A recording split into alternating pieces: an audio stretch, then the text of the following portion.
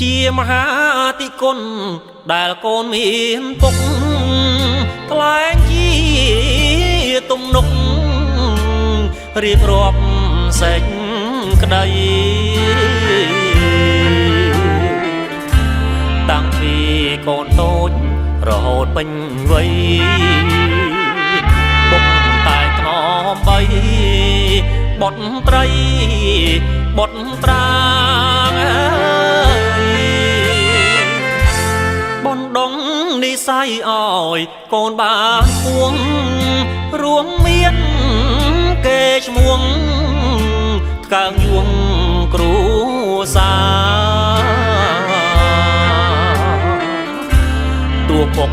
ហត់នឿយលោកមិនស្ដីថាយើងជោគកាយាក៏ព្រួងកូនថ្លៃពុកចាំងម៉ែចាំងពិតណាស់កូនយល់ត្បិតកូនរវល់ការងារយប់ថ្ងៃក្នុងនាមកូនប្រុសទួងពុកជាវ័យកូននឹងកែខៃ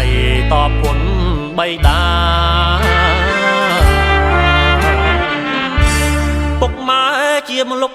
ដល់កូនប្រុសស្រីតាំងពីចាងផ្ទៃឃើញទ្វីបលោកាលោកពុករឹងមាំជាមេគ្រួសារទួងពុកយ៉ាងណាកូនសូមធួនថែ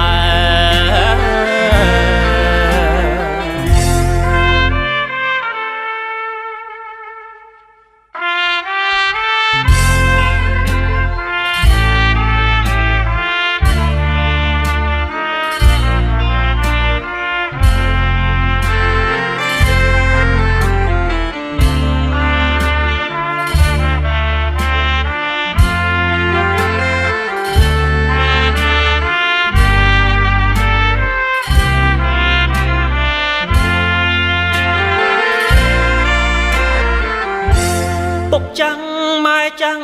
ពិតណាស់កូនយល់ត្បិតកូនរវល់ការងារយប់ថ្ងៃក្នុងនាមកូនប្រុសទួងពុកជាវ័យកូននឹងកែខៃតបគុណបៃតាពុកម៉ែជាម្លុកដល់កូនប្រុសស្រីតាំងពីចាងផ្ទៃឃើញទ្វីបលោកាលោកពុករឹងមាំជាមេគ្រួសារទួងពុកយ៉ាងណាកូនសូមធួនថែ